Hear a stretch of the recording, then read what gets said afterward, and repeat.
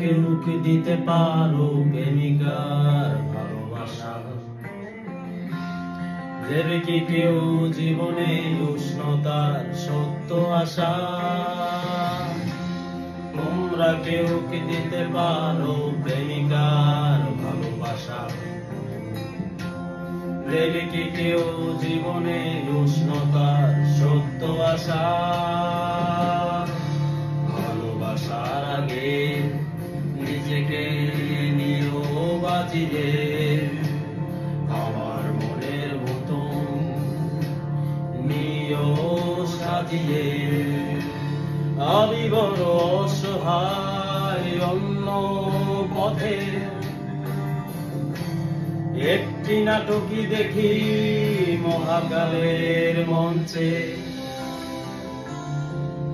ও আমায় ভালোবাসেনি, অসীম ভালোবাসাও বোঝেনি। ও আমায় ভালোবাসেনি, অসীম ভালোবাসা ধরিয়ে দেখেনি।